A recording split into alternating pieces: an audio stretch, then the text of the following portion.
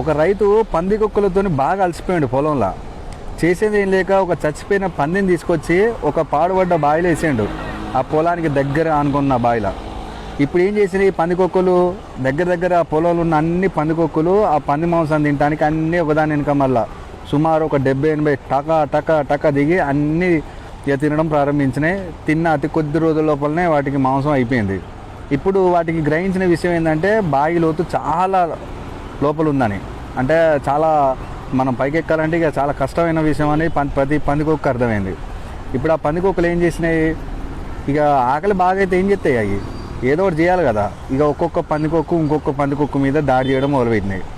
ఇక అలా ఒకదాన్ని ఒకటి తింటా చిట్ట చివరగా మిగిలిన ఒక పందికొక్కు చిట్ట చివర మిగులుతుంది. అప్పుడు ఆ రైతు వచ్చి దాన్ని కర్ర సాయంతో పైకి తీసి పొలంలో వదిలిపెడతాడు. మీరేమనుకుంటారు, దాని మీద జాలిపడి అనుకుంటారా? కాదు. ఎప్పుడైతే ఒక పందికొక్కు తన ఆకలి తీర్చుకోవడం కోసం సాటి పందికొక్కులను తినడం మొదలుపెట్టిందో అది రక్తపు రుచికి అలవాటు పడ్డది. అంటే అప్పటిదానిగా తిన్న తిండి వేరు, ఇప్పుడు తినబోయే తిండి వేరు అన్నమాట. ఇప్పుడు బయటకు వచ్చిన పందికొక్కు సాధారణ తిండికి అలవాటు పడలే, రక్తానికి అలవాటు పడ్డది.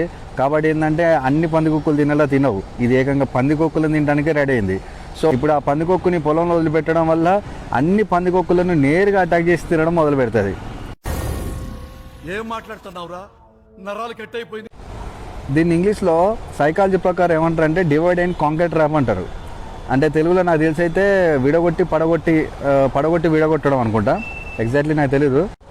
నిజానికి ప్రతి కుటుంబం చాలా బాగుంటుంది, కానీ ఈ పందికొక్కుల పంచాయతీ పెట్టినట్టే చుట్టాలు వస్తారు కదా, వాళ్ళు వస్తారు ఈ రైతు వచ్చినట్టు మంచిగా పుల్లలు పెడతారు. ఆ పందికొక్కులు కొట్టుకున్నట్టే మనం కొట్టుకుంటాం. సో మనం వచ్చే చుట్టాల విషయం లోపలనే చాలా జాగ్రత్తగా ఉంటే మనకు పందికొక్కుల్లా కొట్టుకునే అవకాశం మనం వాళ్ళకి ఇవ్వం. ఈ స్టోరీ మీకు ఏమాత్రం నచ్చినా తెలుసు కదా, లైక్ చేసి షేర్ చేసి వీలైతే చిన్న కామెంట్ పెట్టండి. Bye friends.